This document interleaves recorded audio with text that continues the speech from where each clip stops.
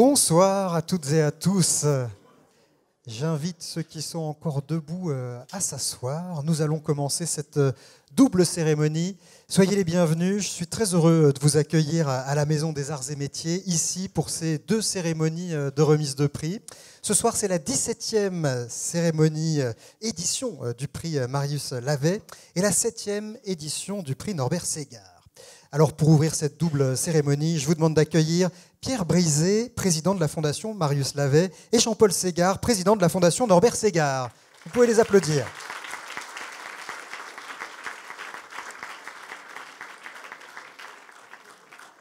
La poignée de main, l'entente, c'est vrai que vos deux prix se complètent très bien. On commence avec vous, Jean-Paul Ségard.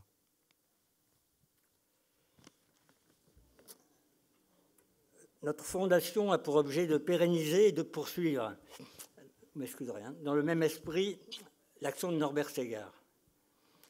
Je veux rendre aussi hommage ce soir à une femme d'exception, son épouse Denise Ségard. Le mot ingénieur a pour nous une consonance très importante. Nous partageons avec l'association Marius Lavey la conviction que l'ingénieur a un rôle essentiel dans le progrès technique et humain. Les ingénieurs doivent comprendre les enjeux sociétaux, économiques, politiques, culturels, éthiques qui se cachent derrière la complexité des choix techniques. Ils ont une obligation de vigilance et de responsabilité. Ils doivent d'abord penser l'humain. À vous les jeunes ingénieurs, en plus du virus des sciences, des technologies, de la recherche, de l'innovation, il est de votre responsabilité d'entreprendre et de créer les entreprises d'aujourd'hui et de demain.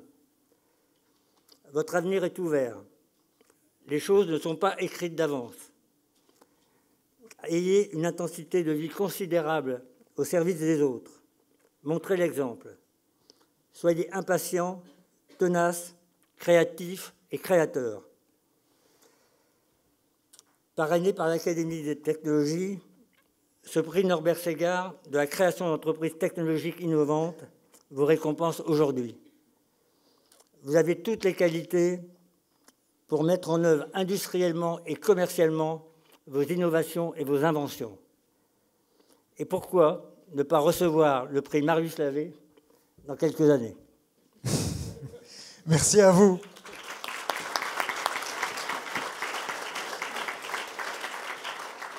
Pierre Brisé, rien ne s'oppose à avoir les deux prix dans sa vie. On peut commencer avec le prix des Exactement. Ingénieurs créateurs et puis ensuite ingénieurs de droit. Voilà. Et alors c'est chaque année, depuis 7 ans maintenant, une grande joie d'avoir réussi à réunir ces deux cérémonies.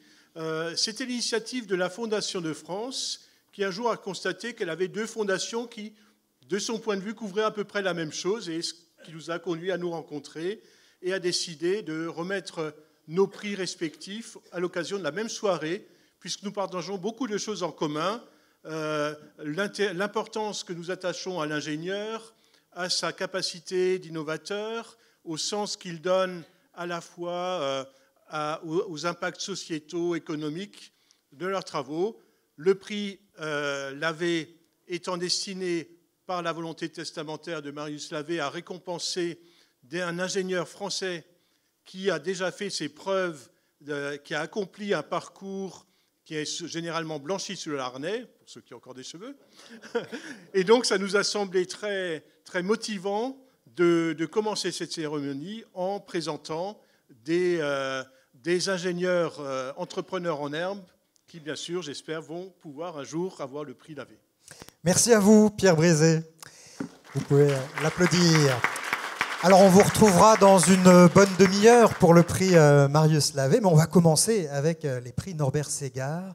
Et pour découvrir la Fondation Norbert Ségard, je vous propose une petite vidéo.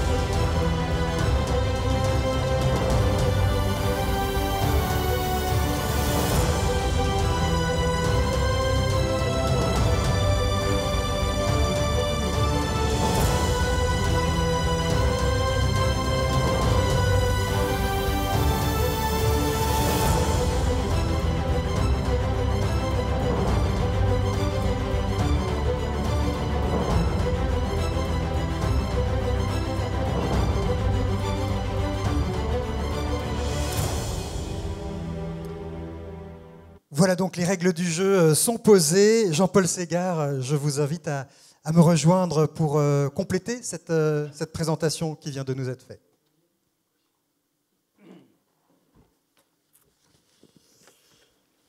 Il manque juste une toute petite chose dans cette vidéo. Pour honorer la mémoire de Norbert Ségard, nous devons rappeler son attachement profond à sa région des Hauts-de-France. Notre fondation soutient depuis 1985 des projets scientifiques, technologiques, industriels ou sociétaux. En avril, nous annoncerons avec Laura Santé un appel à projets pour faire émerger des solutions innovantes et ainsi créer de nouvelles entreprises ou activités en faveur d'une meilleure prévention sur des enjeux clés de santé publique. Dépistage, addiction, vaccination, sport et alimentation. En mai, nous soutiendrons le challenge national interuniversitaire handicap et technologie. Le but est d'inciter les étudiants à développer des solutions et à entreprendre dans le domaine des aides techniques et compensation du handicap. En parallèle, nous collaborons à la mise en place d'une plateforme système numérique et sciences de la vie. Il s'agira de faire travailler ensemble au niveau international, Japon, États-Unis, enseignants-chercheurs, laboratoires de recherche, start-up, entreprises, pôles de compétences, dans le but de générer la création de start-up numériques et santé dans notre région.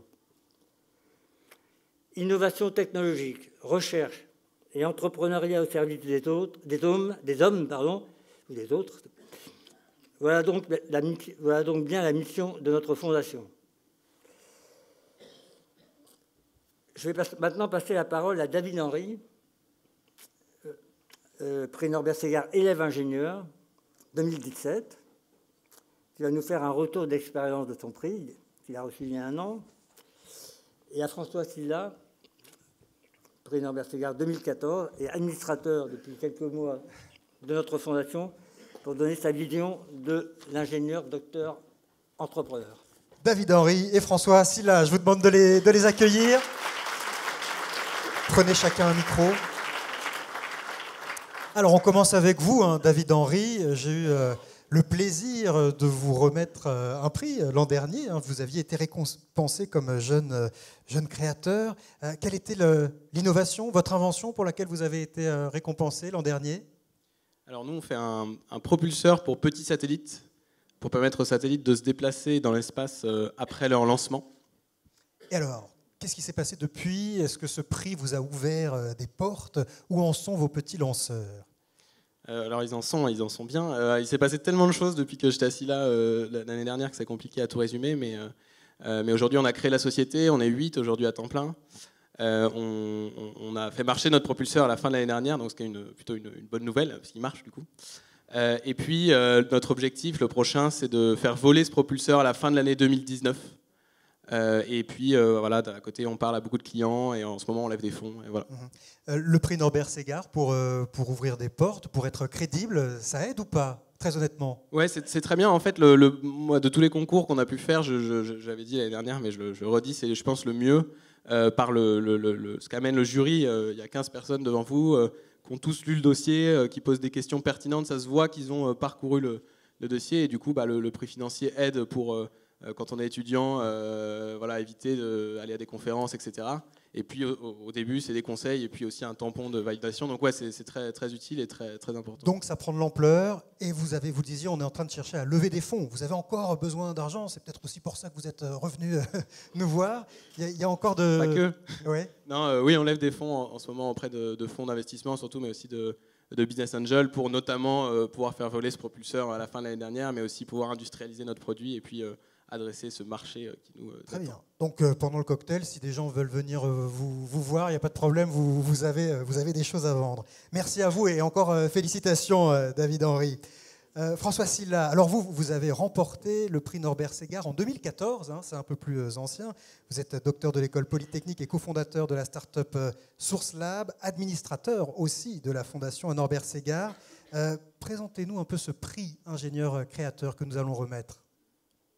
Donc bonjour et bienvenue en tout cas à cette très belle cérémonie commune. Donc c'est une cérémonie à laquelle j'assiste maintenant tous les ans depuis que j'ai eu mon prix. Alors le prix Ségard, c'est avant tout pour moi un esprit, qui est l'esprit de la Fondation Ségard. Et c'est un prix qui revêt des aspects très humains, et c'est pour cela que d'ailleurs j'ai candidaté. Alors le prix, c'est un prix qui s'adresse essentiellement aux ingénieurs de moins de 35 ans, ayant fait ou pas de thèse, qui ont un projet technologique.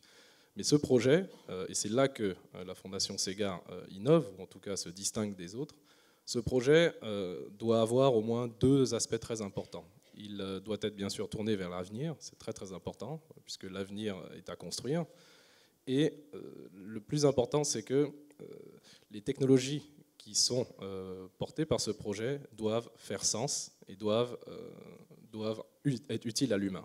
Donc ça, c'est un premier aspect. Deuxième aspect très important que j'ai dit de l'esprit du prix Ségard, c'est que les personnes qui portent ces projets les incarnent réellement. Autrement dit, qu'ils viennent avec leur personnalité et qu'ils viennent avec le sens original qu'ils voient dans ces technologies. Ainsi, la technologie pourra vraiment passer du laboratoire ou en tout cas de l'endroit où elle est faite à la société pour le bien du plus grand nombre. Et c'est ça le prix Ségard. Et ça va devenir très concret quand on va faire connaissance avec les lauréats de cette année. Justement, alors moi je m'adresse maintenant aux lauréats. Je leur souhaite vraiment la bienvenue dans notre communauté des innovateurs de la Fondation Ségard. Et surtout, moi je voudrais leur dire d'abord merci. Merci d'avoir candidaté, merci d'avoir nous avoir proposé leur dossier. Et un grand merci de nous aider à construire ensemble un monde, je pense qu'on sera très fiers de léguer à nos enfants. Très important. Merci bien. Merci à vous, François Sylla. Vous restez avec nous parce que vous allez m'aider à interroger ces candidats. Puis je vais demander aussi à Pascal Faure de nous rejoindre. Je vous demande de l'accueillir, s'il vous plaît. Vous êtes le président de cette double cérémonie, directeur général de la Direction générale des entreprises au ministère de l'économie et des finances. Merci d'avoir accepté de présider ces deux remises de prix. Vous êtes impatient de découvrir ces jeunes pleins de talent qu'on nous promet. On va vous donner un micro, voilà, pour que vous puissiez... Oui, d'abord, merci de m'avoir invité, de me donner l'occasion de partager ce moment avec vous. Moi, vous savez, je suis un passionné d'innovation. Je trouve que le progrès d'une société, ça se nourrit d'innovation. La science donne la technologie donne des produits, des services nouveaux, et c'est ça qui permet à notre société de progresser. Donc, quand j'ai vu les talents récompensés par le prix, j'ai trouvé ça formidable. Alors, vous restez avec nous parce que vous allez, vous aussi, m'aider à interroger ces candidats. On va donc faire connaissance avec ces 6 lauréats, et puis ensuite, on connaîtra le nom du prix Norbert Ségard de cette année. Allez, premier lauréat, Rémi Auguste, venez nous rejoindre. Vous pouvez l'applaudir pour l'encourager, Rémi Auguste. Et on va faire connaissance avec lui en vidéo. Weaverize est une application de montage vidéo en ligne facile et collaborative. Elle vous permet de monter des vidéos à plusieurs en même temps, directement dans le navigateur ou en application mobile. Elle est disponible dès maintenant sur Android et iOS en version bêta, gratuite. Vous allez pouvoir monter des vidéos à plusieurs avec vos amis, vos proches, votre famille. Donc vous allez créer un projet, inviter ces personnes à participer à votre projet. Elles pourront les mettre leurs vidéos en ligne sur la plateforme et vous pourrez comme ça monter les vidéos tous en même temps sur le même banc de montage. Donc Weaverize va vraiment révolutionner le montage vidéo en le rendant abordable à n'importe qui. Vous n'avez plus besoin d'une machine coûteuse, vous n'avez plus besoin de connaissances techniques et vous n'avez plus besoin de lui passer beaucoup de temps. Sur Weaverize, au lieu de payer une grosse licence logicielle que vous payez au mois ou à l'année, vous payez juste là à la minute de vidéo produite avec notre logiciel. Donc ça revient à peu près à 1,20 € la minute en Full HD. Weaverize rend vraiment la création vidéo économique. Bravo à vous pour cette idée. Vous êtes Rémi Auguste, donc docteur de l'Université de Lille, président de Weaverize, qu'on vient de nous présenter, qui est incubé à la Pleine Image. On vient donc découvrir cette idée. Comment elle vous est venue, cette idée? Je vais vous donner un micro. Comment vous est venue cette idée? En fait, elle m'est venue suite à ma soutenance de thèse. Je voulais mettre en ligne la vidéo qu'un oncle avait filmée, qui dure 2 heures. Et donc, il fallait faire un condensé de quelques minutes pour la mettre en ligne. Et je n'avais pas trouvé de logiciel qui m'allait, où il fallait acheter une grande licence. Donc, je me suis dit, j'ai les compétences pour faire ce logiciel. Et quitte à le faire en ligne, autant le faire collaboratif, parce que c'est vraiment là où est la valeur maintenant. Ça veut dire que ça n'existait pas dans le monde, nulle part ailleurs, on trouvait une application simple d'utilisation qui permettait de mettre plusieurs vidéos comme ça de façon collaborative. De façon collaborative, non, on est seul. Et encore aujourd'hui. Est-ce que vous avez, encore aujourd'hui, oui, vous avez toujours une longueur d'avance, vous faites bien de le préciser. Oui. Alors, moi j'ai quand même une question, c'est-à-dire c'est un outil qui, aujourd'hui, je trouve, manque à YouTube. Alors, est-ce que Google est venu vous voir ou est-ce que vous êtes en discussion pour savoir si, oui ou non, ils peuvent intégrer votre technologie? Voilà une bonne question. Il y a un éditeur de vidéos dans YouTube. Il est caché dans le Creative Studio. Et il est très difficile à utiliser parce qu'ils l'avaient créé à l'époque, parce qu'aucun autre outil existait. Ils ont annoncé qu'ils allaient arrêter de le maintenir parce qu'aujourd'hui, d'autres outils existent comme le nôtre. Alors, je ne sais pas si c'est une volonté de leur part d'être dans la création de vidéos ou juste dans les diffusions, comme c'est le cas aujourd'hui. Donc, ils ne nous ont pas approchés, mais ça, est-ce que d'autres vous ont approché? Des écoles américaines, beaucoup. Ouais, d'accord. Parce qu'on est simple d'utilisation, donc ça a du sens pour la pédagogie, pour les enfants, d'utiliser un outil simple où on touche l'application et c'est vraiment très tactile. Merci à vous et félicitations. On va donc vous remettre votre diplôme et votre chèque. C'est Pascal Faure qui s'en charge. Et vous pouvez l'applaudir, bien sûr.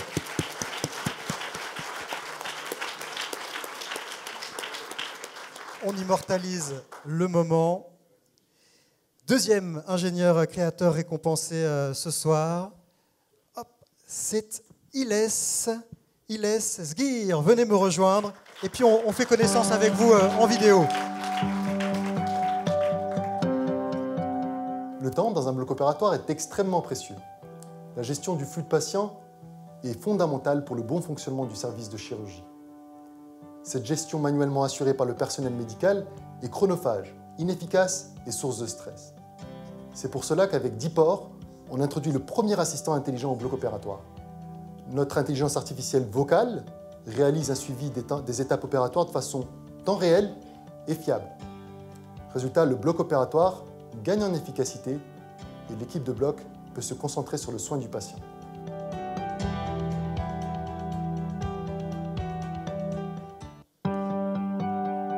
Alors, vous êtes issu de Télécom Physique, Université de Strasbourg, cofondateur donc de cette start-up Dipor qui est incubée chez Agoranov. C'est bien ça. J'ai tout bien dit.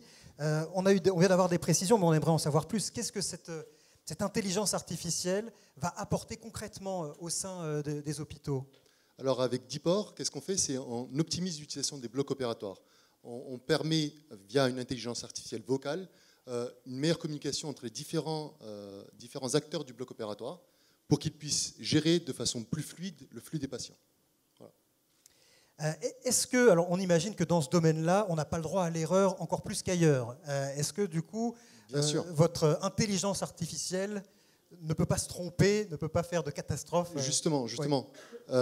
L'intelligence artificielle permet aussi des retours et des retours sur qu'est-ce qui se passe dans chaque salle d'opération. En fait, on aide le chef de bloc opératoire qui est là pour gérer une dizaine de salles d'opération à mieux gérer l'ensemble des salles et à savoir ce qui se passe dans chaque salle pour appeler le patient au bon moment et aussi s'assurer à ce que l'ensemble des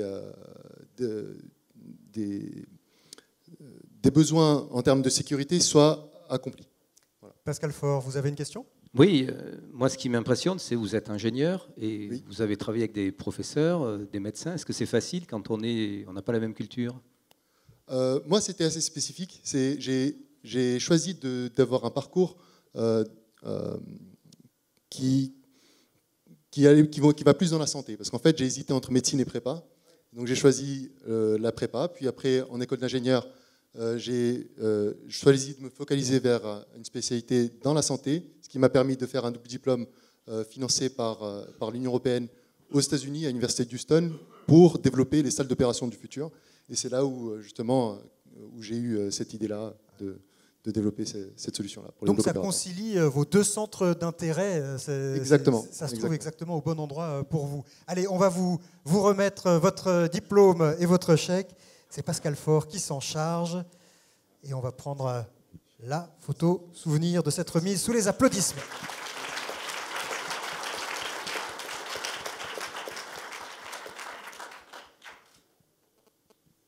Le troisième diplôme est attribué à Marc-Henri Froin. Venez me rejoindre et puis on découvre votre innovation.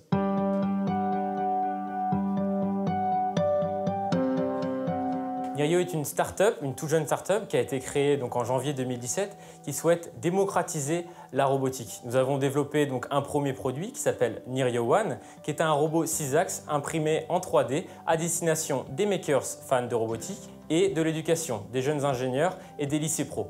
Donc Nirio souhaite maintenant se concentrer sur le développement de la Nirio Community qui permettra de mettre en lien les différents utilisateurs de Nirio, partager leurs usages directement sur notre forum nirio.com. À moyen terme, Nirio souhaite se concentrer sur le développement d'un Nirio à usage des professionnels pour automatiser leurs tâches, le Nirio Pro. Alors vous êtes issu de Hissène Lille, cofondateur donc de Nirio, incubé à Eurat Technologies. Alors ce bras robotisé, on a l'impression de l'avoir vu souvent dans des usines de fabrication. Vous dites que ça pourrait aussi servir chez des particuliers. Quel genre de service un bras comme ça peut me rendre chez moi ? Du coup, vous avez complètement compris. Donc, on souhaite reproduire ce qui existe dans l'industrie, mais en baissant énormément les coûts. Donc là, on est vraiment sur le Nirio One, qui est lui un robot pédagogique. Donc en réalité, on vient plus le vendre dans un aspect pédagogique, ludique, pour comprendre et appréhender la robotique industrielle. Et ensuite, la volonté de Nirio, c'est de continuer sur cette lancée en proposant par la suite donc un robot toujours beaucoup plus accessible pour les entreprises, les PME, les startups, qu'elles puissent s'équiper en robotique avec toujours une notion de robot très facile à utiliser et beaucoup moins cher. Y a-t-il des questions ? Une petite question, parce que quand moi je vois un petit robot comme ça me fait tout de suite penser à ce qu'a connu en fait l'imprimante 3D. Donc est-ce que vous pouvez faire un parallèle entre les deux et est-ce que surtout vous voulez vous mettre dans le même business model que les imprimantes 3D ? Alors en réalité, effectivement, c'est très similaire. On a commencé comme ça justement parce qu'il y a une grosse bulle autour de l'imprimante 3D. Donc notre robot est fabriqué en 3D. On a nos propres imprimantes 3D dans une usine où on fabrique nos Nirio One. Et on souhaite continuer sur cette lancée, mais en s'orientant plus maintenant sur un marché professionnel qui va nous permettre de cibler de vrais clients et justement ne pas avoir un effet bulle, mais une vraie volonté long terme d'aller chercher des vrais PME pour une croissance durable de la société. Alors vous dites, on fabrique nos Nirio One. Combien de bras vous avez déjà fabriqués comme ça ? Du coup, la start-up a 1 an et on a fabriqué 150 unités. Ah oui. Donc l'idée, c'est de continuer là-dessus. On a des préventes qui continuent, donc voilà. Très bien. On peut savoir combien ça coûte ou c'est secret ? C'est pas du tout secret. On est moins de 2 000 € sur un robot comme ça, sachant que les premiers prix d'un robot industriel, c'est 20 000. Donc notre idée, c'est vraiment d'attaquer fort ce marché-là, où on est sûr d'avoir une place. Bon, très bien. Vous avez l'air effectivement bien décidé. On peut l'applaudir et on va vous remettre.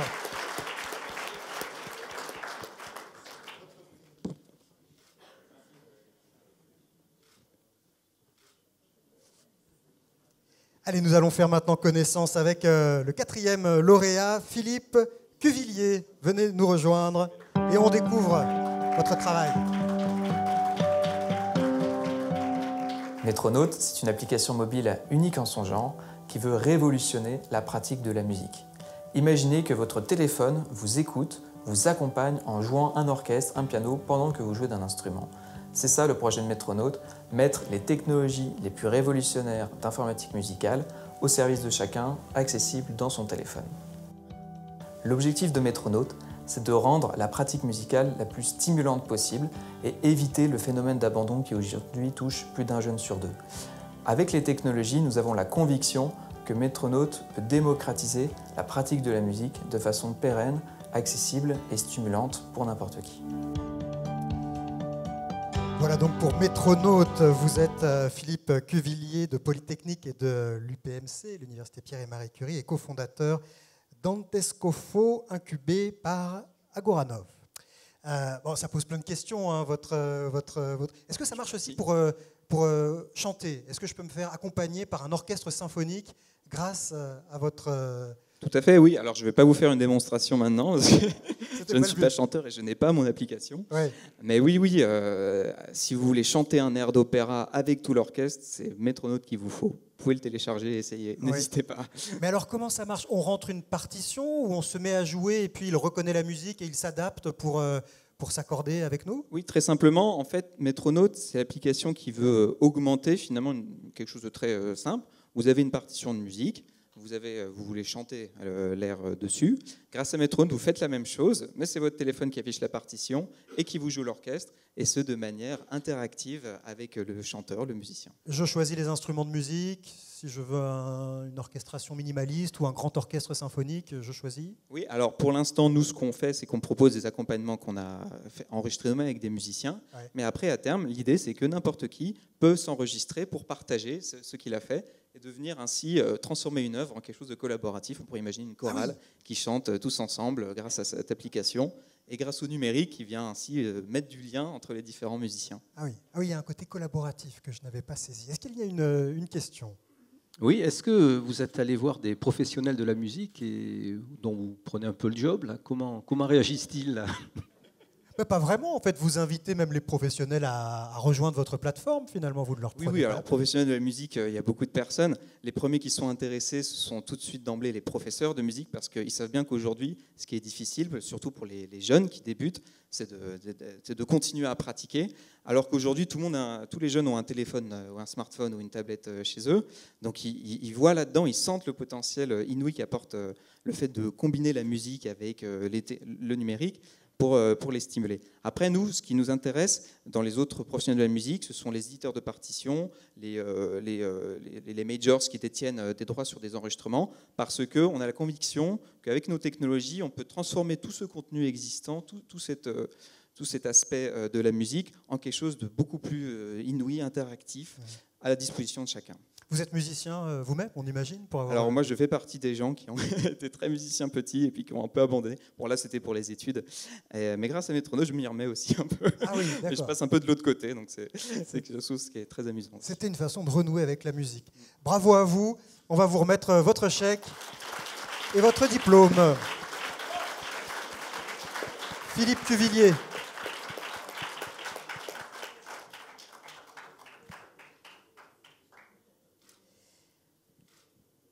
Voilà pour la photo. 5e ingénieur créateur récompensé ce soir, Johan Kalschmann, que l'on découvre. LifeEase, c'est une start-up qui vise à sauver des vies en révolutionnant le secourisme. Chaque année en France, près de 50 000 personnes meurent prématurément suite à un arrêt cardiaque. Et concrètement, seulement 5% des victimes survivent. Le principal problème, c'est le délai d'intervention. Avec LifeEase, nous développons le premier défibrillateur qui est connecté, qui est conçu pour le domicile, pour les petites structures et pour les collectivités. Le but, c'est d'intervenir avec un appareil qui est fiable, qui est extrêmement simple à utiliser et de le rendre accessible à tous, partout. Nous développons aussi avec les sapeurs-pompiers de Paris everydayheroes.fr, qui est une plateforme digitale de formation aux gestes qui sauvent pour former gratuitement et durablement la population pour qu'ils puissent intervenir et sauver des vies. Chez LifeEase, l'impact sociétal est clair. Notre but, c'est de rendre accessible à tous le défibrillateur, extrêmement fiable, extrêmement simple à utiliser, et de former gratuitement toute la population aux gestes qui sauvent, pour avoir une communauté de héros qui pourra sauver une vie avant l'arrivée des secours. Johan Kalschmann, issu de Centrale Lille et cofondateur de LifeEase, incubé à Arts et Métiers Paris Tech.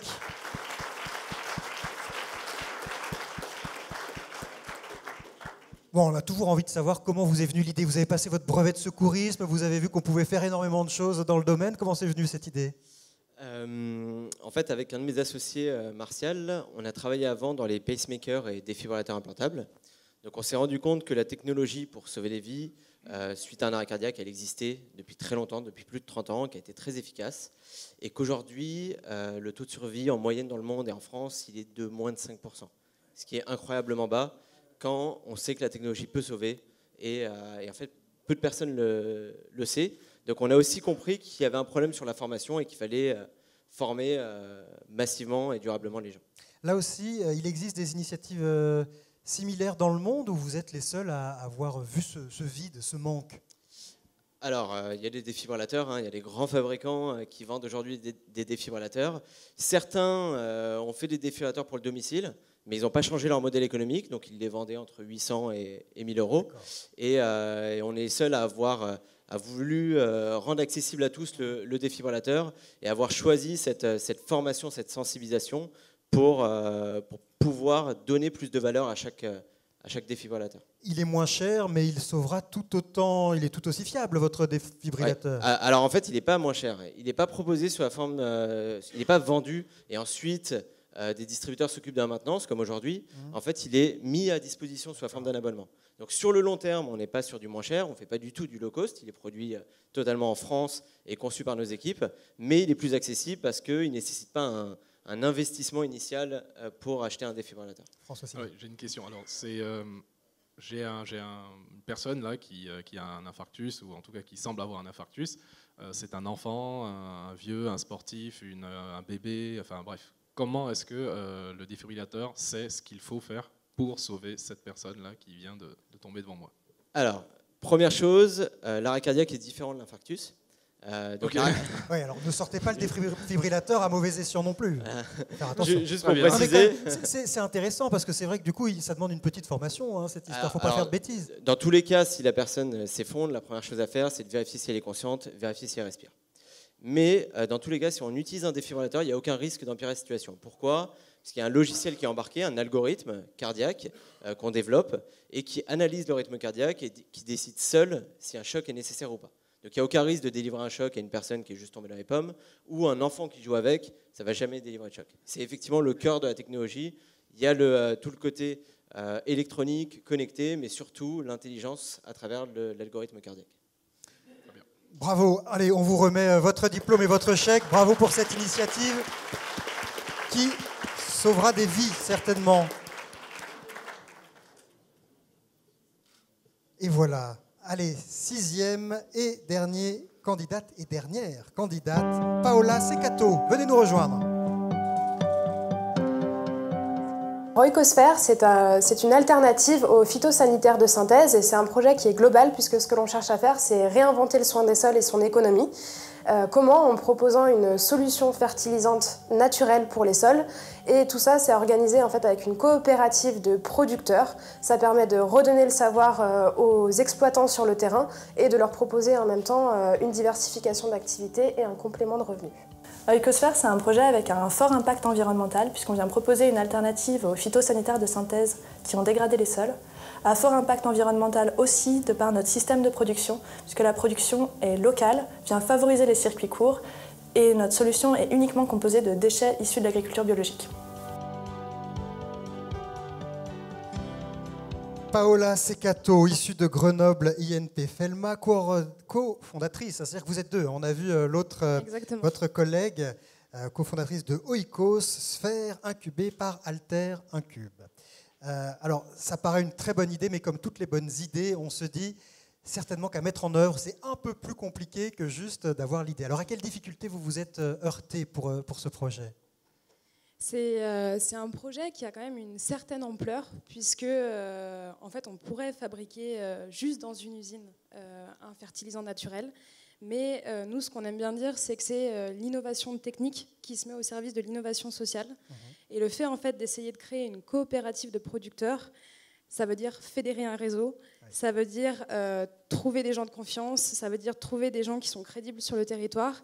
Et c'est beaucoup de travail au quotidien. Et alors, quel accueil ? Vous avez déjà commencé, j'imagine, à essayer de mailler un peu le territoire.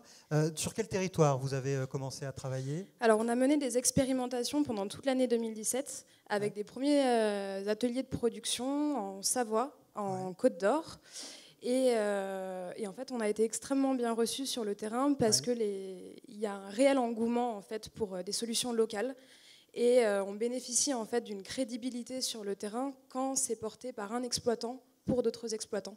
Donc le modèle a extrêmement bien pris. Et les agriculteurs sont ouverts à l'idée de changer leurs produits phytosanitaires de synthèse pour la version plus bio que vous proposez finalement ? Pas tous, forcément, pas tous, mais on le voit bien dans la vie de tous les jours. Il y a de plus en plus de gens qui consomment bio, il y a de plus en plus de gens qui se tournent vers des pratiques raisonnées. Et en tout cas, il y a déjà un bon marché de ce côté-là avant de réussir à convaincre tout le monde. On peut déjà commencer, puis on verra, les autres suivront peut-être. Est-ce qu'il y a des questions, Pascal Faure ? Oui, moi je trouve qu'une idée comme ça a tout de suite un rayonnement mondial, parce qu'on doit se poser la même question partout. Est-ce que vous avez déjà des intentions d'aller à l'international ? Est-ce qu'on vous a déjà contacté ? Alors, ce n'était pas forcément des intentions, parce que nous, au début, on s'est dit, on va commencer très local, et puis quand ce sera stable, on verra un peu plus loin. Mais en fait, on a été contactés de manière assez spontanée, notamment en Crète, au Maroc, en Italie et au Costa Rica. Alors, vous avez bien choisi, hein, c'est plutôt Oui, sympa. bah, Je ne sais tant pas qu'à s'il faudra faire. faire des voyages d'études, mais... Tant qu'à pas mal. faire, autant aller dans des endroits agréables.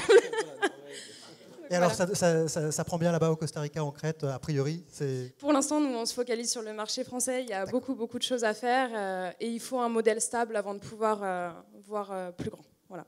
Très bien. On va vous remettre votre diplôme, votre chèque. Et puis, il va y avoir la photo. Vous pouvez l'applaudir, évidemment.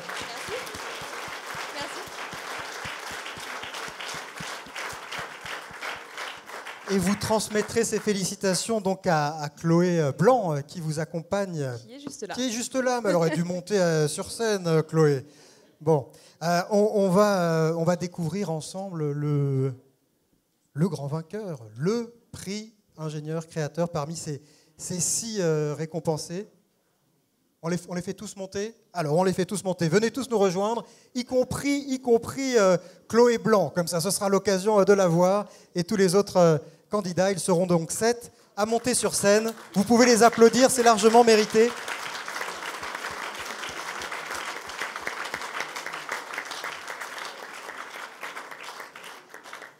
Alors, c'est vous, Jean-Paul Ségard, qui ouvrez l'enveloppe ou qui dites? Il n'y a pas d'enveloppe, vous l'avez dans la tête. Alors, allez-y.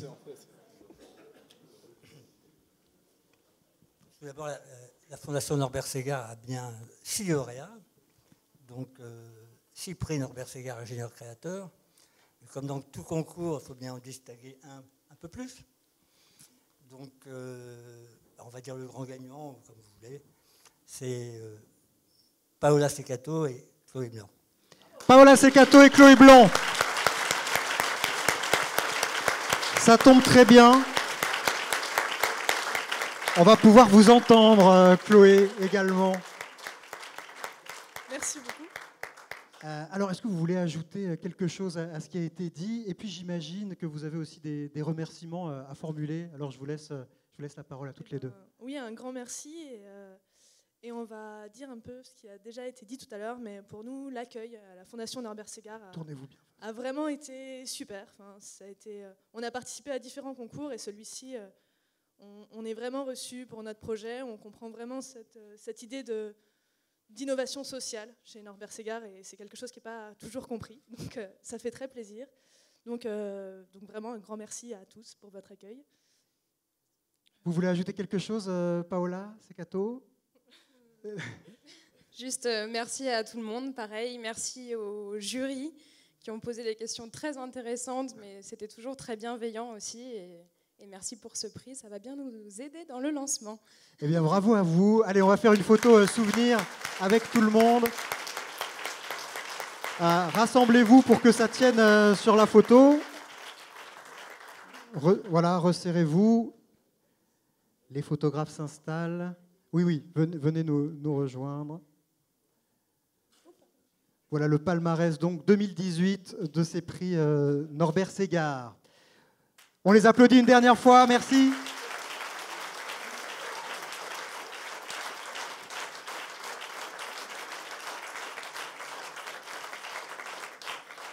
Un grand bravo à vous et on vous souhaite évidemment le meilleur pour la suite. On espère vous recroiser et entendre avoir de vos nouvelles. Vous pouvez regagner vos places. Et nous allons enchaîner avec la deuxième remise de prix, si tout reste debout. Pascal Faure, vous restez avec moi, hein, puisque vous êtes vraiment le président de ces 2 cérémonies. Vous n'avez fait que la moitié du chemin. Et puis je vais demander à Pierre Brézé, Alain Bravo et Roger Stanchina de venir me rejoindre sur scène et vous pouvez les applaudir. Messieurs les présidents, bonsoir. Nous avons donc le président du jury, Alain Bravo. Vous allez nous dire comment ça s'est passé, hein, les délibérations pour ce jury. Vous êtes membre de l'Académie des technologies. Je poursuis les présentations. Pascal Faure, on ne le présente plus, hein, c'est le président donc, de cette 17e cérémonie. Pascal Brézé, vous êtes président de la Fondation Marius Lavey, on vous a déjà croisé tout à l'heure. Et puis évidemment, il y a aussi avec nous, Roger Stanchina, je vais le dire au moins une fois bien, hein, votre nom, Stanchina, voilà, qui nous accueille ici. Alors peut-être que c'est à vous que je vais donner la parole. C'est grâce à vous qu'on est ici. Je suis très heureux de vous recevoir dans nos locaux ici, également avec le président de la Société des ingénieurs arts et métiers. Et en fait, la Fondation, comme son nom l'indique, développe des aides à la technologie. Donc nous avons eu toujours d'excellentes relations, aussi bien avec l'Académie des technologies, où nous avons une fondation abritée, et le président est ici même, avec Norbert Segard et avec Marius Lavey, qui est Gazard d'origine. Et c'est à la suite de ces événements que nous sommes ici tous ensemble. Donc nous sommes très heureux. Nous allons passer une bonne soirée, continuer. Et déjà, ce qu'on a vu comme projet, c'est formidable. Ça donne un petit coup de peps, même pour les anciens comme nous. C'est très agréable. Bon, eh ben, bravo. Vous êtes, je ne l'ai pas précisé, président de la Fondation Arts et Métiers. Comment se sont passées les délibérations pour ce prix, Alain Bravo? Pour le jury, ça a été, comme d'habitude, très intéressant parce que être membre d'un jury, c'est beaucoup écouter et beaucoup s'émerveiller. Et vous verrez d'ailleurs que les différents thèmes qui ont été sélectionnés couvrent les grands défis. Comme on l'a vu d'ailleurs avec les jeunes des prix Norbert Segard, c'est les grands défis de la santé, du numérique, de l'alimentation. Et donc, le travail du jury, c'est d'abord d'écouter.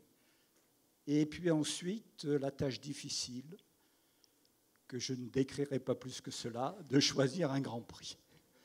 Alors, je suis très heureux et j'ai entendu avec le prix Norbert Segard et puis ce que nous sommes en train de décrire, ce qui est exactement la mission de l'Académie.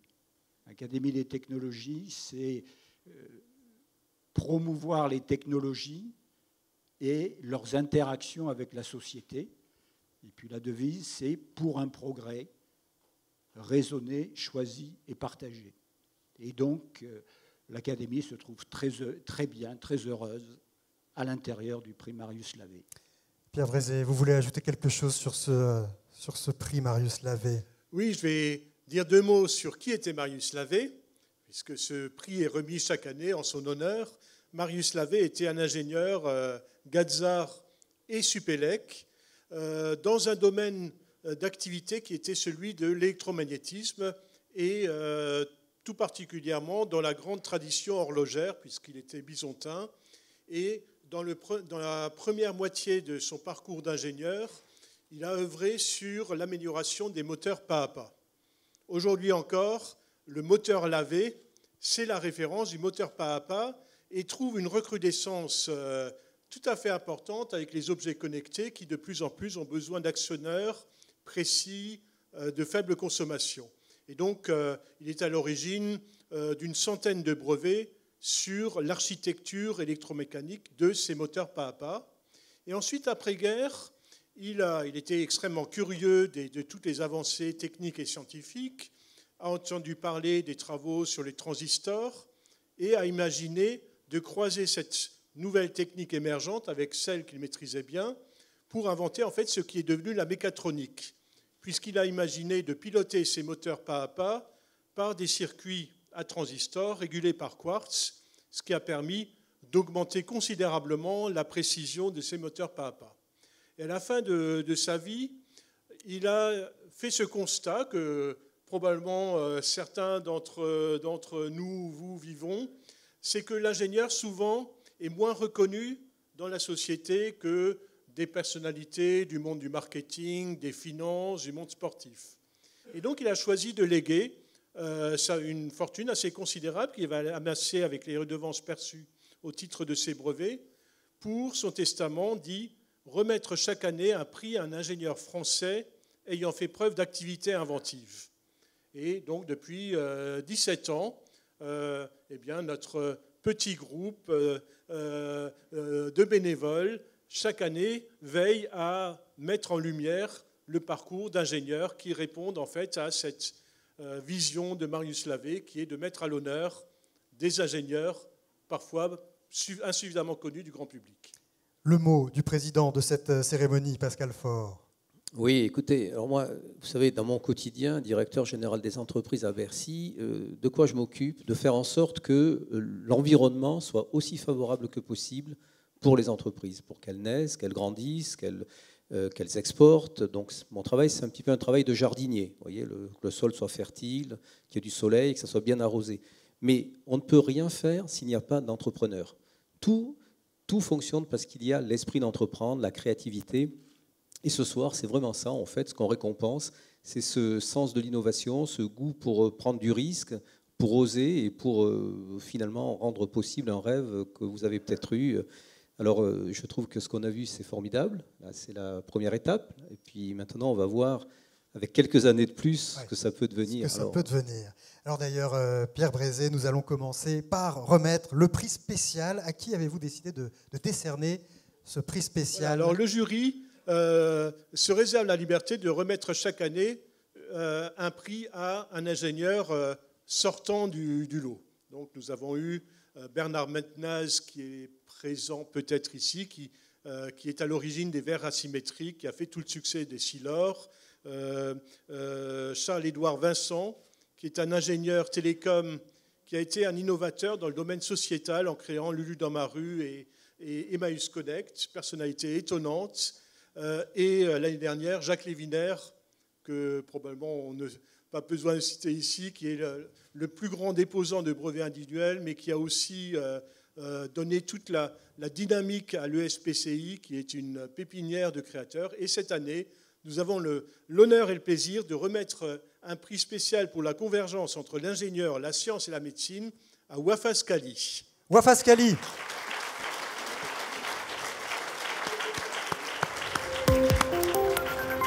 On va faire connaissance avec vous, Wafas Kali. Ingénieur inventaire, c'est d'abord un parcours d'ingénieur. Je suis ingénieur arts et métiers et j'ai eu la chance de pouvoir faire une thèse autour d'une problématique, comment modéliser le squelette humain et en particulier la colonne vertébrale. Il y avait l'invention de Georges Charpak qui permet d'avoir des radiographies avec une dose qui est divisée par 8 à 10 par rapport à des radios conventionnelles. Donc tout naturellement est venue l'idée de combiner ces deux innovations en une seule, en une innovation de rupture qui est aujourd'hui le système EOS, dans lequel on a, à partir d'une simple paire de radiographies prises de la tête aux pieds du sujet, eh bien une reconstruction tridimensionnelle précise du squelette et maintenant également de l'enveloppe externe du sujet. Bravo à vous, Wafas Kali. On est donc au centre de la scène. Vous êtes ingénieure arts et métiers, fondatrice et directrice scientifique de l'Institut de biomécanique humaine Georges Charpak. Ce qui est formidable avec votre innovation, c'est qu'on obtient une image comme jamais on a eu du squelette d'une personne en utilisant très peu d'irradiation. Donc on fait plus avec beaucoup moins, évidemment c'est beaucoup moins dangereux pour la personne qui subit ces radiations. Tout à fait, cette innovation est née du besoin de voir en 3D le squelette d'enfants squelettiques alors qu'on avait droit à une paire de radiographies et rien de plus parce que ce sont des enfants qu'on irradie, pour lesquels on prend très souvent des radios, donc il était tout à fait exclu d'augmenter la dose. Et là, il y a deux innovations effectivement qui se combinent, la très basse dose grâce aux travaux de Georges Charpak et puis la reconstruction 3D et la modélisation. Et c'est toute une équipe pluridisciplinaire, c'est Jean Dubousset, c'est des jeunes talents très nombreux, parce qu'un chef d'orchestre n'est rien s'il n'y a pas d'excellents musiciens. Et tous ensemble, on a essayé de faire avancer les choses. Et c'est bien entendu une entreprise innovante, donc Chaos Imaging, qui est partie prenante aussi et qui a construit le système. Roger Stankina, vous posez une question ? Oui, en fait, j'ai vu la vidéo avant et il y a quand même une différence essentielle dans cet appareil, il faudrait peut-être l'expliquer. Un appareil de radiologie ou un scanner, vous avez toujours, je vais appeler ça, un contenant du corps de la personne, etc. Alors que là, vous avez un truc vertical ou sans support. Comment ça fonctionne exactement ? Pourquoi vous êtes dans cette structure-là ? Oui, alors parce que c'est un appareil de radio verticale, c'est essentiel pour nous en tant que biomécaniciens parce que la position debout est une position fonctionnelle. J'aimerais juste dire que la tête, par exemple, pèse 5 kilos. Prenez un bidon de 5 litres d'eau et vous verrez que ça pèse lourd. Et grâce à ce système, nous commençons à observer le squelette comme on ne l'a jamais vu. Entre autres, on observe un invariant. La tête reste strictement au-dessus du bassin, ce qui fait que si on a des pathologies quelque part, on va avoir des mécanismes de compensation qui vont se passer ailleurs. Et le fait d'avoir cette observation totalement nouvelle nous permet de réfléchir autrement, aussi bien pour les ingénieurs que bien sûr pour les chirurgiens orthopédistes. Donc c'est passionnant, ça nous ouvre des fenêtres pour voir autre chose.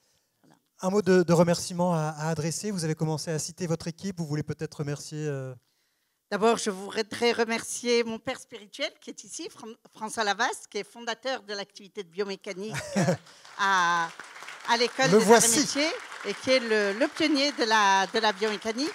Philippe Rouge, qui est directeur de l'Institut de biomécanique humaine Georges Charpak, qui est là. Remercier toutes les équipes. Alors, j'ai eu l'immense honneur et l'immense plaisir de travailler avec Georges Charpak et qui nous a transmis sa science, mais aussi ses valeurs humaines. Et c'est pour ça qu'on a tenu à donner son nom à l'Institut. Et puis, remercier Jean Dubousset, mon autre père spirituel, chirurgien orthopédiste extraordinaire. Et vraiment remercier tous les jeunes talents. Il y a eu une 50aine de thèses de sciences, 58, je les ai comptées ce matin. Il y a des élèves ingénieurs, il y a des étudiants en master, il y a des chirurgiens, il y a des ingénieurs, il y a des mathématiciens. Et tout ce petit monde donne du meilleur de lui-même avec une devise commune qu'on a, mieux comprendre pour mieux innover au service du patient et de la société. C'est-à-dire que nous sommes chercheurs, hein, je suis dans un institut de recherche, mais c'est une recherche pour l'innovation parce qu'aux arts et métiers, on aime bien le bon dosage entre le pragmatisme et la rigueur. On a envie de faire des choses qui, au final, aboutissent à des produits. Et c'est un rêve que nous partageons et je remercie pour cela toute cette belle équipe. Wafas Kali, il y a notre président qui trépigne de vous poser une question. Alors, il va falloir... Et je remercie bien entendu la Fondation Marius Lavé qui, par son appui, nous permet de faire rayonner ces recherches et ces résultats de recherche. Alors, une question courte, s'il vous plaît, une réponse courte, parce qu'on est déjà un petit peu dans les choux au niveau du timing. Vous avez travaillé avec des prix Nobel, Georges Charpak notamment. Quel conseil donneriez-vous aux jeunes qui sont là et qui démarrent? Moi, j'aime beaucoup la phrase « Pour qu'un rêve se réalise, il faut d'abord avoir la capacité de rêver. Et puis ensuite, il faut de la persévérance. » Et je crois que le conseil que j'ai envie de dire aux jeunes, osez pour les jeunes femmes déjà et les jeunes filles, osez aller vers des études d'ingénieur parce que ce sont des métiers fantastiques. Et puis pour tous, jeunes hommes ou jeunes femmes, osez prendre des risques, même pas peur, et si je tombe, je me relève, mais on ne gagne pas forcément la première fois, on a des difficultés, donc la ténacité, c'est essentiel. Mais au final, c'est vraiment superbe et ça fait des vies professionnelles passionnantes. Donc, osez entreprendre. Merci Wafas Kali. On va vous remettre, c'est mérité, les applaudissements. On vous remet le chèque. Et puis aussi, spécialité du prix Marius Lavé, une montre gravée au nom du lauréat. Voilà. Et une montre d'un des derniers fabricants français et Berlin, qui utilise des moteurs lavés pour son fonctionnement. Merci à vous, Wafas Kali. Nous allons donc maintenant découvrir ensemble les 4 nominés cette année pour le prix Marius Lavé. Premier nominé, Patrick Duvaux. Je vous invite à me rejoindre, Patrick Duvaux, directeur de l'innovation de l'Institut Mines Télécom, et on fait connaissance avec lui. Sur la vidéo. En 1990, c'est l'officialisation du World Wide Web. Alors, société Curtosis Ingénierie, que je lance en 1990, c'est la première société française qui fait du conseil en traitement statistique du signal. J'ai été recruté à partir de l'année 1999 par une spin-off des Bell Laboratories, des Bell Labs, qui s'appelait GlobeSpan, qui était l'une des 2 sociétés dans le monde qui fabriquait toutes les solutions logicielles, matérielles et réseaux pour l'ADSL et le VDSL. Comment passer finalement du cœur de la société Curtosis, qui était de détecter des événements, aux communications digitales, à la distribution de l'Internet. Alors en fait, c'est ce qui a fait l'originalité et le cœur des pratiquement 65 brevets que j'ai déposés en l'espace de quelques années, pratiquement une dizaine de brevets par an, dont 3 standards mondiaux. Eh bien, le dénominateur commun a été les bases que j'ai acquis au début de ma carrière, à la fois en physique statistique, et en traitement du signal. Le traitement du signal a servi à détecter l'environnement dans lequel on allait déployer de l'information sur les lignes téléphoniques. Et donc impact sociétal énorme, puisque le taux d'adoption, avant toutes ces inventions, notamment au Japon, le taux d'adoption, si on fait le ratio du nombre d'abonnés sur le nombre de lignes téléphoniques, était inférieur à 1%. Donc l'impact sociétal a été énorme, et on a fait une deuxième mondiale, ça a été le triple play, donc la voix, la télévision et la vidéo à la demande sur la DSL. Voilà, Patrick Duvaux, venez donc au centre. Alors, on sent que c'est un domaine dans lequel il faut rester à la pointe, ça doit être en perpétuel mouvement. Comment on fait pour jamais être dépassé ? Écoutez, pour avoir fait de la compétition sportive, mon entraîneur me disait toujours « tu pars à fond et ensuite accélère ». Bon, ben voilà. Je crois que c'est le paradigme du digital qui a une croissance à la fois temporelle et dans le volume qui est vraiment exponentielle. Peter Drucker, qui est un des théoriciens effectivement de l'innovation, hein, disait c'est le grand paradoxe de l'innovation. Pour se rendre compte finalement qu'une innovation en est vraiment une, eh bien, il faut qu'elle soit devenue une routine quotidienne.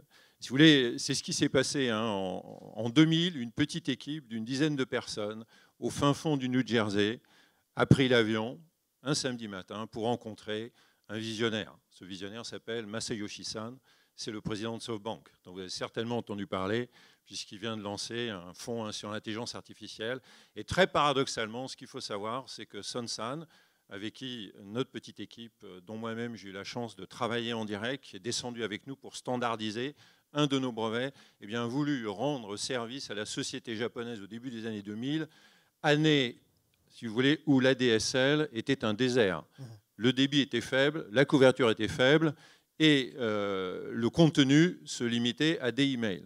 Donc Son s'est dit, je vais procurer du contenu à tous les Japonais qui sont isolés chez eux.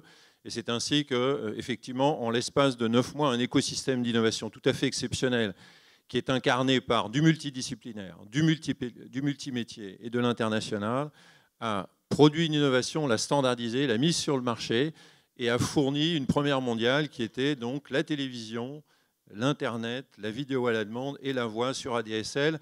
Je vous rappelle que 5 des 6 nominés du prix Norbert Segard ont utilisé le digital, qui il y a 18 ans, eh bien, toutes ces innovations auraient été strictement impossibles. Donc ça revient à ce que disait Peter Drucker, une innovation, on s'en rend compte, apparemment c'est une routine quotidienne. Maintenant vous avez l'impression que tout ceci est fluide. Voilà, mais je suis désolé, hein, je suis très bavard. Non, mais c'est parce que Pierre Brézé veut vous poser une question, il faut que vous laissiez le temps de vous la poser. En vous écoutant, j'ai fait la comparaison avec Marius Lavé, qui a travaillé finalement toute sa vie dans la même région, sur le même sujet, etc. Votre parcours est très atypique, enfin, en tout cas très différent, puisque vous avez créé une start-up, vous êtes parti aux États-Unis, etc.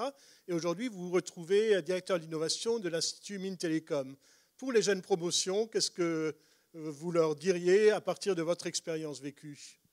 Eh bien, saisissez finalement tout changement comme une opportunité, travaillez beaucoup et finalement essayez de tout aborder comme un entrepreneur. Je crois que ce n'est pas du prosélytisme. Un entrepreneur, il va capitaliser sur de l'existant, il va répondre, c'est l'acception un petit peu très large de l'innovation. Hein. Le talent n'attend pas l'âge, on l'a vu ce matin, enfin tout à l'heure pour les lauréats, effectivement, de Norbert Segard. Mais d'un autre côté, quand la fée de l'innovation se penche sur vous, elle ne vous quitte jamais. Donc finalement, c'est tout voir sous un angle de remise en cause permanente. Je crois que en chacun de nous sommeille un innovateur, donc c'est peut-être le conseil que je donnerais à tout un chacun. Le tout, c'est de le réveiller au bon moment de l'activer. Et évidemment, bon, moi je travaille plutôt sur le digital.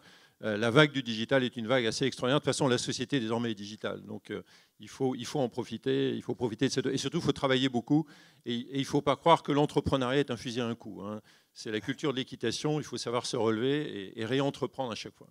Patrick Duvaux, Pierre Brézé vous remet votre montre de fabrication française et on va vous remettre votre chèque, normalement. La photo souvenir. Allez, deuxième finaliste pour le prix Marius Lavet 2018, Sacha Loiseau. Venez nous rejoindre et on découvre votre parcours en images.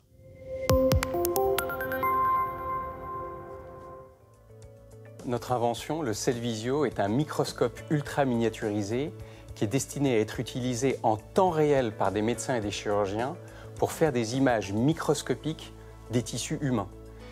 Donc il fonctionne à partir d'un balayage laser extrêmement précis dans un ensemble de dizaines de milliers de fibres optiques avec derrière tout un processus de traitement d'image extrêmement poussé qui permet d'aboutir à ces vidéos microscopiques en temps réel. L'impact du Cellvisio sur le patient et le système de santé est très important puisqu'il permet d'une part d'améliorer le diagnostic, d'améliorer sa précision, mais aussi d'éviter des procédures inutiles, des procédures d'endoscopie ou des procédures chirurgicales. Nous avons réinventé le microscope et même en quelque sorte le laboratoire pour le mettre dans le corps du patient. Et donc c'est le fruit de longues discussions avec des dizaines de médecins et de chirurgiens qui a permis d'identifier donc ce besoin absolument clé pour la médecine et la chirurgie du futur. Sacha Loiseau, polytechnicien, astronome, incroyable cette histoire, aller chercher dans l'optique qui équipe les télescopes pour réinventer le microscope. C'est Roger Stankina qui va vous poser une question. Oui, je vais prendre celui-là, c'est plus simple. Oui, et simplement, l'analyse se fait sur quelle profondeur, c'est en surface, de quelle façon vous analysez et qu'est-ce que vous arrivez à analyser exactement dans le détail? Alors nous, on regarde en fait ce qui s'appelle l'épithélium. L'épithélium, c'est là où se développent 90% des cancers. Donc c'est ce qui tapisse les muqueuses. C'est donc une partie très peu épaisse du corps humain. Et donc on regarde en profondeur dans cet épithélium. Ça fait partie de notre innovation. C'est-à-dire que c'est un microscope qui en fait voit à travers les tissus et qui fait ce qu'on appelle une section optique virtuelle. C'est-à-dire qu'on va regarder une tranche qui est en gros à 100 microns, 0,1 mm, sous la surface, et c'est là où vont se développer des cellules cancéreuses, c'est là où il faut les voir, bien en amont du développement d'un cancer en fait. On a là un exemple d'interdisciplinarité assez incroyable. Comment on fait le grand écart entre l'astronomie et le monde de l'hôpital? Comment vous êtes resté crédible dans tous les milieux? Peut-être que je ne le suis pas. Hein, il semblerait que si. En tout cas, effectivement, c'est très multidisciplinaire. C'est ce qu'on fait en astrophysique, c'est-à-dire qu'en astrophysique observationnelle, on doit justement mélanger des tas de disciplines comme les mathématiques, l'optique, l'électronique, etc. Je pense aussi que de par ma formation et aussi mon éducation, j'aime interagir avec des gens très différents. Mais c'est très difficile, effectivement, d'être crédible dans un hôpital quand on n'est pas médecin. Et ça prend très, très longtemps. Ouais. Bon, ben ça a marché en tout cas. Allez, on vous remet donc cette montre bien méritée et la photo souvenir. Sacha Loiseau. Merci à vous. Et nous allons maintenant accueillir le troisième nominé, Jean-Christophe Giron, que l'on découvre en images.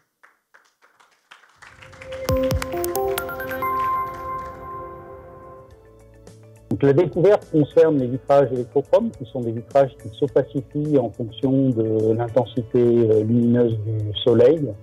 Donc, le vitrage électrochrome est un vitrage à transmission variable. Et en fait, il est composé d'un double vitrage classique dans lequel on a incorporé l'équivalent d'une batterie lithium ultra mince qui a la capacité de changer de couleur lorsque vous la chargez ou déchargez. Donc cette batterie se charge et se décharge par l'application d'une tension ou d'un voltage de très faible intensité, quelques volts, qui suffisent à faire migrer les ions lithium et à changer le degré d'oxydation des différentes couches. Bravo à vous, Jean-Christophe Giron. Venez donc au centre. C'est Alain Bravo, le président du jury, qui vous pose une question. Oui, ce qui est impressionnant dans votre parcours, c'est que vous avez eu la conviction très tôt des capacités de votre invention, mais vous avez été obligé pour cela de faire une fusion d'équipes de recherche qui étaient d'ailleurs de nationalités différentes. Et maintenant, vous allez jusqu'à avoir ce que vous appelez une High Volume Factory.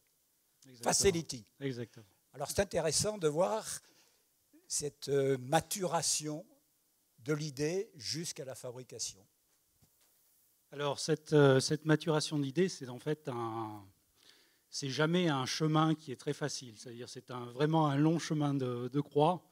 Et la difficulté un petit peu de la mise au point de ce type de vitrage, c'est d'avoir réussi à mettre au point un empilement qui était durable, c'est-à-dire qui, au cours des 20 ou 30 ans de durée de vie du bâtiment, fonctionne encore après ces 30 ou 20 ou 30 ans. Et ce qui nous a beaucoup surpris, c'est que on pensait avoir passé l'étape la plus importante, c'est-à-dire avoir réalisé ce vitrage durable. Et en fait, lorsqu'on l'a introduit sur le marché du bâtiment, qui est un marché extrêmement conservateur, on s'est rendu compte que pour faire monter les volumes de vente, c'était presque aussi difficile que de réaliser l'invention technologique. Et donc, ça a été un parcours extrêmement intéressant en termes d'apprentissage, disons, de la vie sur un marché aussi difficile, c'est-à-dire depuis l'invention jusqu'à la fabrication en grand volume de ce type d'invention et puis la commercialisation de ce type de produits. Aujourd'hui, beaucoup de bâtiments sont équipés par ces vitrages. Donc on a actuellement plus de 600 bâtiments de taille à peu près de 100 à 500 mètres carrés de vitrage qui sont installés partout dans le monde. Et chaque année, donc, on double à peu près la quantité de vitrages de ce type produit. Et on est actuellement on est très implanté donc aux États-Unis, en Europe et au Moyen-Orient. Et notre prochain marché, c'est l'Inde et l'Asie. Ça a un avantage écologique, on imagine. Ça peut faire de l'ombre quand il y a beaucoup de soleil. Alors, donc, ce qu'apporte ce vitrage, c'est principalement d'améliorer la vie des occupants dans les bâtiments, c'est-à-dire lorsque vous avez beaucoup de soleil, de diminuer la quantité d'énergie qui rentre dans le vitrage, tout en permettant la vue à travers les fenêtres. Et on sait ô combien cette vue est importante pour vivre correctement dans un bâtiment ou dans un hôpital ou dans le milieu de l'éducation pour les écoles. Bravo à vous, on vous remet votre montre.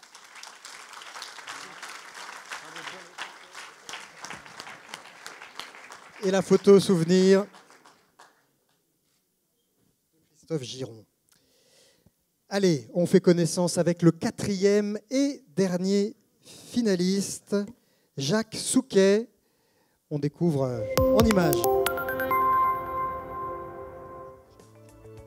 Alors, Explore est un échographe qui image tous les tissus mous du corps humain.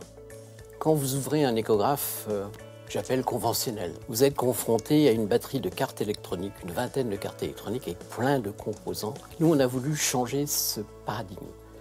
Et pour ce faire, on a fait le pari que nous pouvions utiliser un composant de jeu vidéo qui est le processeur graphique NVIDIA. Parce que ce processeur graphique a des puissances de calcul absolument extraordinaires. Aujourd'hui, on sait faire des acquisitions à plus de 20 000 images par seconde. Aujourd'hui, on n'a que 2 cartes électroniques sur notre produit. Jacques Souquet, venez donc au centre. En tout cas, l'imagerie médicale est très représentée ce soir. Beaucoup d'innovations dans ce domaine, c'est en plein boom. Oui. Oui. Bon, ça ne vous surprend pas, vous aviez remarqué. Alors, là, pour quelle pathologie? Pour le foie et le cancer du sein, cet outil serait particulièrement indiqué? Oui, on s'est focalisé à la création de l'entreprise sur la détection précoce de cancer du sein et c'est surtout les problèmes liés aux maladies chroniques du foie, que sont la fibrose due à l'hépatite B, l'hépatite C, mais également la stéatose, la NASH dont on parle beaucoup aujourd'hui, c'est la maladie du foie gras qui touche près d'1 milliard de personnes à travers le monde. D'accord. Parce qu'on mange trop? Parce qu'on mange trop gras? Parce qu'on boit trop de poissons sucrés, parce qu'on mange trop gras, oui. Pascal Faure, une question. Oui, Moi, je suis impressionné par le couplage que vous avez fait entre les jeux vidéo quelque part et qui peuvent paraître futiles et puis la médecine qui est quand même très sérieuse. Comment vous voyez les étapes d'après dans l'imagerie médicale? Ça mène tout naturellement à ce qu'on appelle communément l'intelligence artificielle. La carte en question est utilisée aujourd'hui dans les voitures sans chauffeur. Tout ce qui est automatisme, gestion de tas de données pour améliorer dans notre domaine le diagnostic que doit faire le médecin. Quel conseil vous donneriez, puisque beaucoup de gens parmi les lauréats ont donné des conseils aux plus jeunes, hein, ça y incite, puisqu'il y a cette première cérémonie avec les plus jeunes, quel conseil vous donnez, vous, pour innover? C'est un peu la même chose que certains d'entre vous ont donné. Moi, j'ai eu la chance d'avoir comme conseiller pédagogique en Californie Monsieur William Shockley, qui était l'inventeur du transistor. Et chaque année, il faisait un séminaire sur le campus qu'il appelait échec constructif. C'est-à-dire qu'il montrait des pages de son cahier Bell Labs sur l'invention du transistor, donc il avait écrit en tête manip numéro temps avec la date, description de l'expérience, et en bas échec. Et il montrait des pages et des pages d'échecs, d'échecs, d'échecs. Mais il disait que ce n'est pas la page la plus importante. La page la plus importante, c'était ce qu'il y avait écrit derrière, essayer de comprendre pourquoi on s'était planté dans la manip et de construire une expérience suivante en tenant compte des conséquences de la manip précédente. Et il appelait ça échec constructif. Et pour moi, j'ai été élevé par des parents extraordinaires, mais militaires, donc très, très stricts, et j'ai jamais eu le droit à l'échec quand j'étais en classe. Vous savez, j'ai les cheveux blancs, à mon époque, on ramenait un cahier de notes tous les mois. Et si j'étais plus que 5e en classe, je n'avais pas le droit de jouer avec mes copains dehors pendant une semaine. Donc l'échec, c'était faire bottom. J'y avais pas droit. Et là, à 22 ans, à Stanford, je découvre que l'échec peut être constructif. Ça a été une gigantesque révélation. J'avais enfin compris quelque chose. Donc voilà, n'ayez pas peur de l'échec, continuez, persévérez, je crois que c'est ce que vous avez dit, madame, ouais. Et découvrez. En voilà de beaux conseils. Allez, on vous remet votre montre, Jacques Souquet. Photo, souvenir qui immortalise ce moment. Nous avons donc fait connaissance avec les 4 nominés, les 4 lauréats, qui sont déjà d'une certaine manière récompensés, mais de la même manière que pour la première cérémonie, il faut un grand vainqueur. Alors l'heure est venue de découvrir celui que le jury du prix Marius Lavet 2018 a décidé de placer sur la plus haute marche du podium. Pascal Faure, roulement de tambour, vous faites durer le suspense autant que vous voulez. Temps de prendre mes lunettes. Mon dispositif médical préféré. Alors, ça c'est le chèque. Le prix. Le prix Marius Lavet est attribué à Sacha Loiseau. Sacha Loiseau.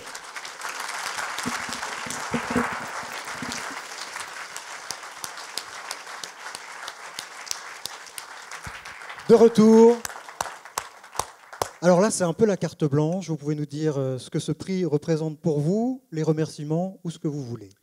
Je n'ai rien préparé parce que c'était hautement improbable de gagner avec les autres candidats de ce prix. Donc je suis très honoré d'être le lauréat en si bonne compagnie. Aussi parce que quand on est entrepreneur, on a vraiment le temps pour rien et que donc avoir une chance sur 4, c'est pas assez pour passer du temps à préparer. Alors en tout cas, merci beaucoup. Quel esprit cartésien. C'était très pratique. Alors écoutez, je suis très honoré parce que être ingénieur, inventeur et entrepreneur, ça n'est pas une sinécure. Il ne faut pas faire croire à tout le monde que c'est tous les jours facile. Donc c'est fait de grands succès et de grandes joies. C'est aussi fait d'échecs nombreux, très difficiles. C'est vrai qu'on parle beaucoup du fait de se relever et de dire que l'échec c'est bien. Soyons honnêtes, l'échec c'est pas si bien que ça.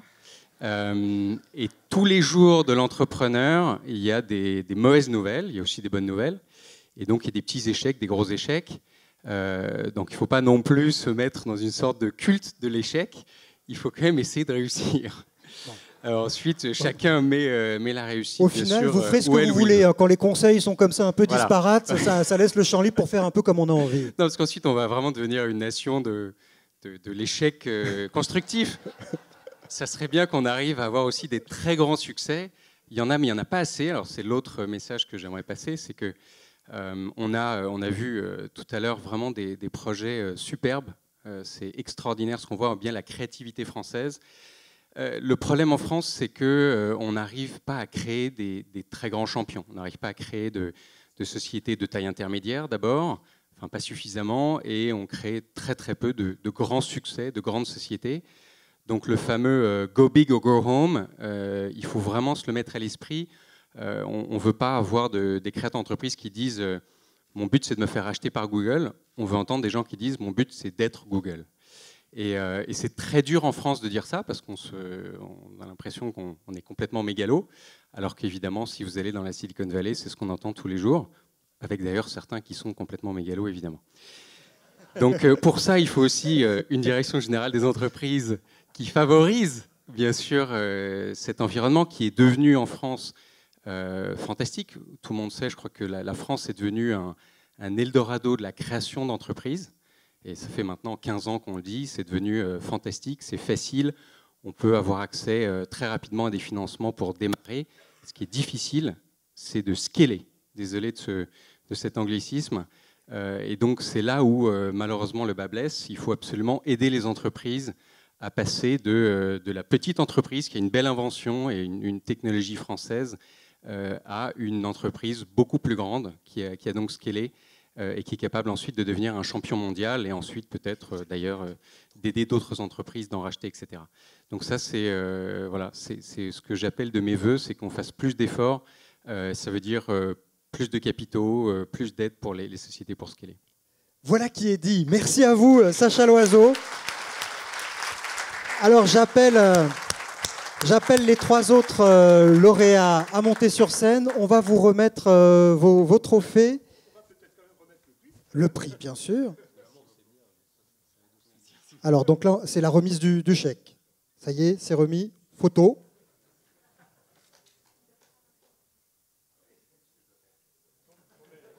Voilà. Attention, après on pourra zoomer sur... Ouais.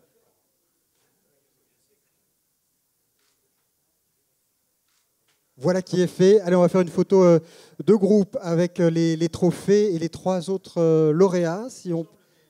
L'ensemble des lauréats à qui on remet, quand vous montez sur scène, on vous remet. Pendant que vous montez sur scène, je voudrais remercier tous ceux qui, chaque année, permettent de réussir cette belle cérémonie, les ingénieurs et scientifiques de France qui sont les partenaires historiques du prix, la Fondation des Arts et Métiers, tous les membres du jury ici présents et bien sûr tous les finalistes pour leur témoignage qui nous permet de bien mettre en valeur l'importance de l'ingénieur ayant fait preuve d'activité inventive.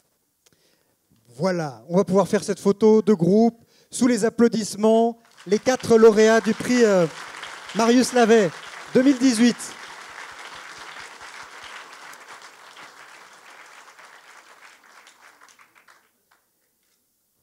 Et Pascal Faure, président de cette double cérémonie, c'est à vous que revient l'honneur de conclure ces 2 cérémonies.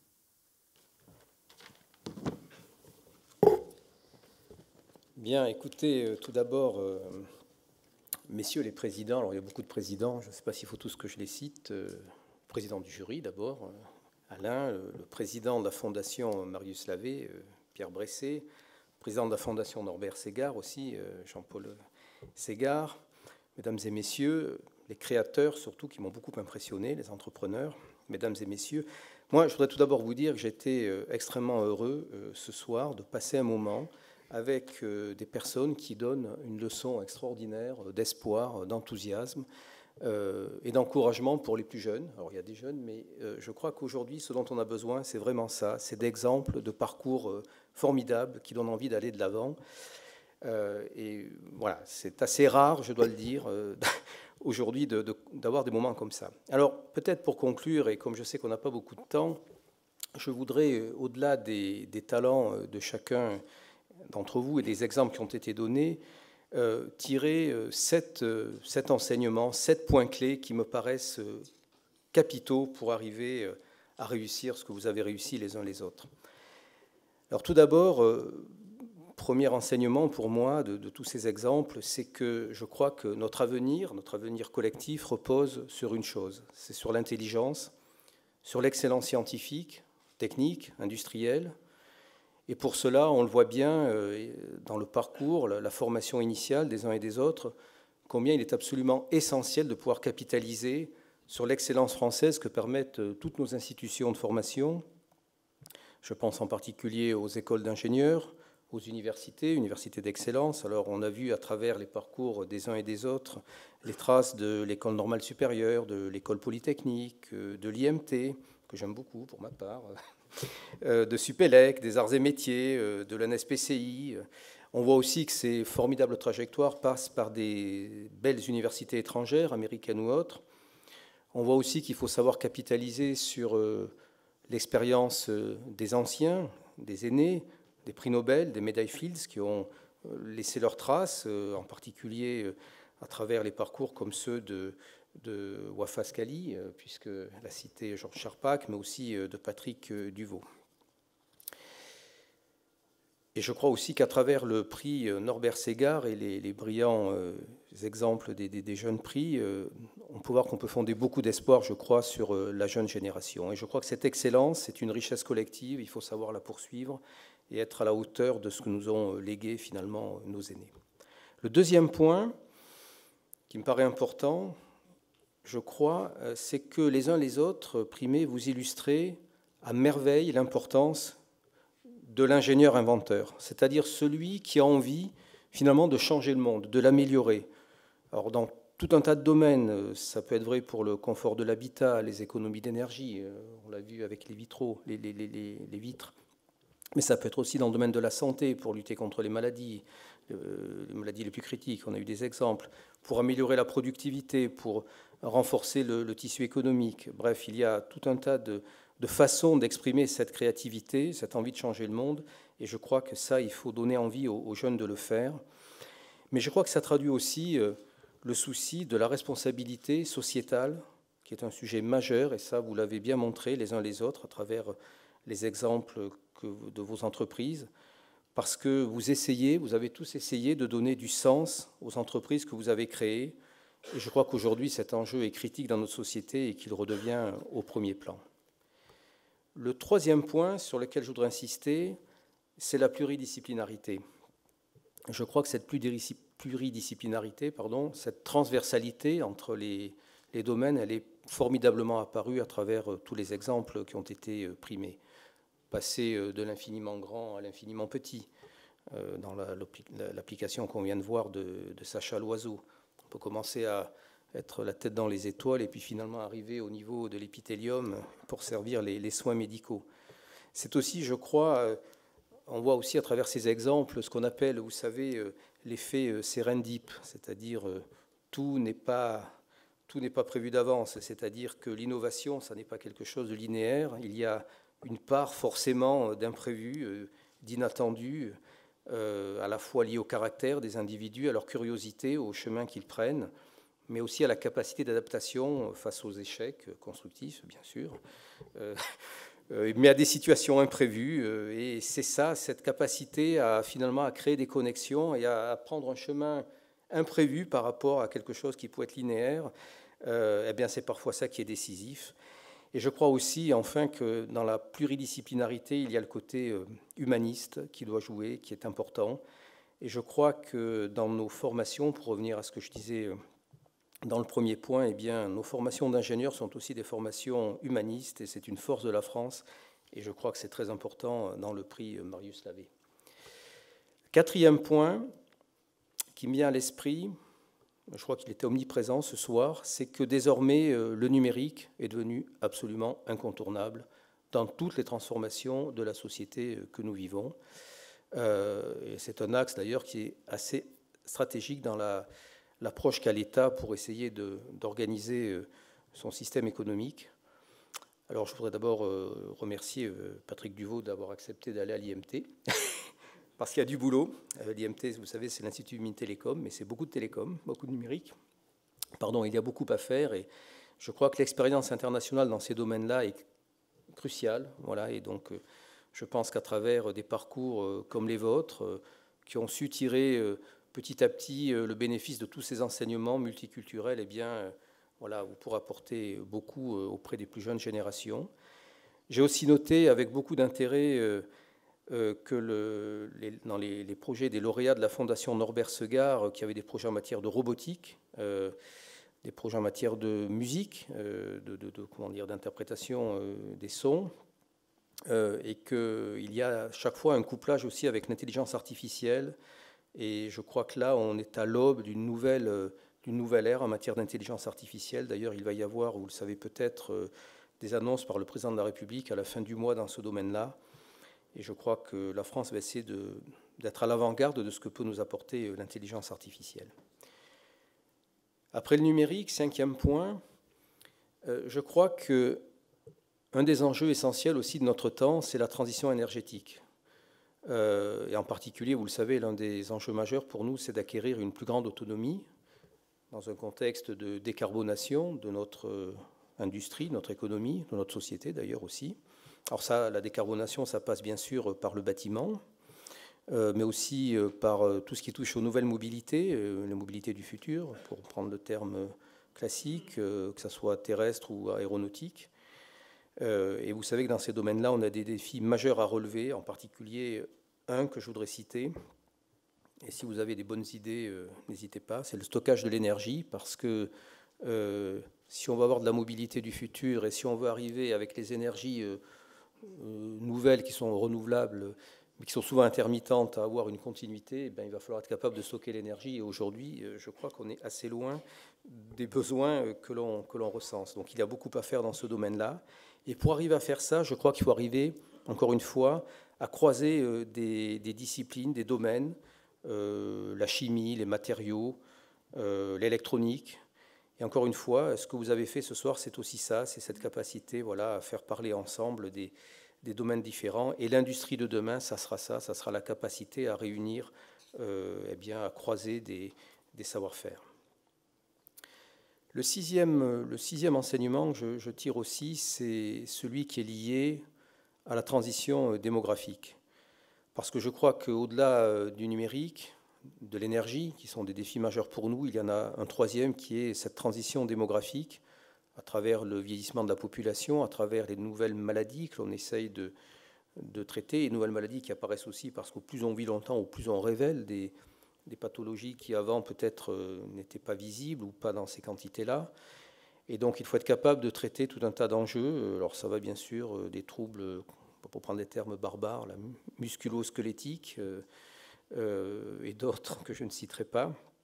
Mais en tout cas, je note que la coopération entre le monde des ingénieurs et le monde de la médecine est quelque chose qui est extraordinairement fertile, extraordinairement utile. On l'a vu à travers plusieurs exemples ce soir. Et je crois qu'il y a beaucoup à faire dans ces domaines-là. Et je me réjouis de voir que dans notre système d'enseignement supérieur, de recherche et universitaire, on arrive à créer des regroupements, à créer des ensembles qui créent ces passerelles. Je pense en particulier à Paris Sciences et Lettres. Je ne dis pas ça uniquement parce que Jean-Claude Lehmann m'en parlait tout à l'heure, mais parce que je crois que c'est un agrégat très original et très prometteur pour l'avenir. Et puis je voudrais aussi rendre hommage au mérite des arts et métiers qui ont été illustrés d'ailleurs par Wafa Skali tout à l'heure et qui montrent que dans ce domaine-là, on peut aussi faire beaucoup à partir des arts et métiers.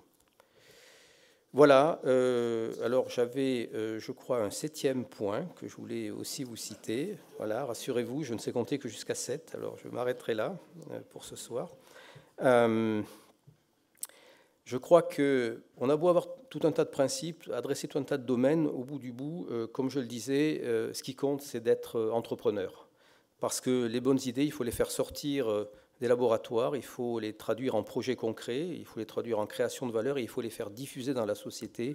Ça a été dit à de multiples reprises.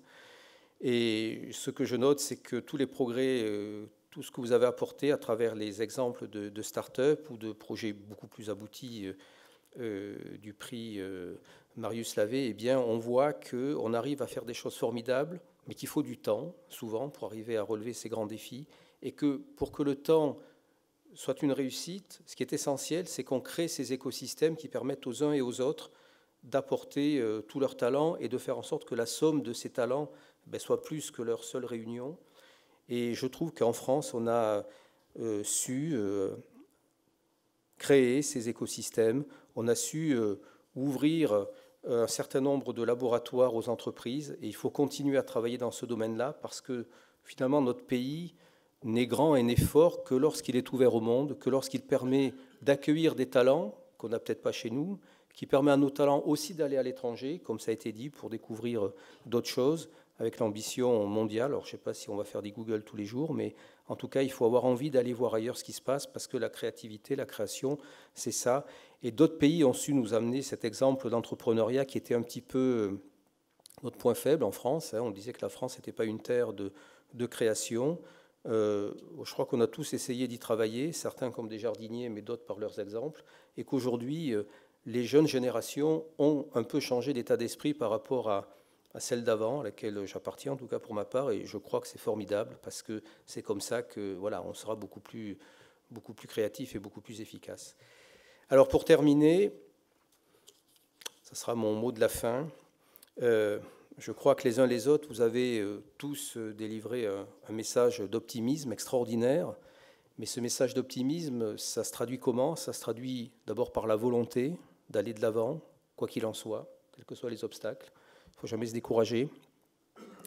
Ça se traduit par le fait de mettre finalement la raison, la rationalité au service de la passion, parce qu'on ne peut pas mener des projets comme les vôtres sans passion, mais on ne peut pas les réussir sans la rationalité. Par le courage aussi, par la ténacité dont vous avez fait preuve les uns les autres pour surmonter encore une fois ces obstacles devant vous. Et puis aussi, vous nous avez montré, je crois que lorsqu'on a la réussite, eh bien, c'est la joie qui domine et que ça fait, finalement, ça gomme toutes les difficultés qu'il y a eu avant et que vous avez su surmonter. Et en ça, je trouve que c'est un formidable message de confiance qui est diffusé ce soir. Je trouve que la confiance, c'est ce dont notre pays a le plus besoin. Et donc, je crois que des cérémonies comme celle de ce soir sont formidablement intéressantes et je vous remercie de l'avoir organisée. Merci à tous. Merci Pascal Faure. Merci à vous, Pascal Faure.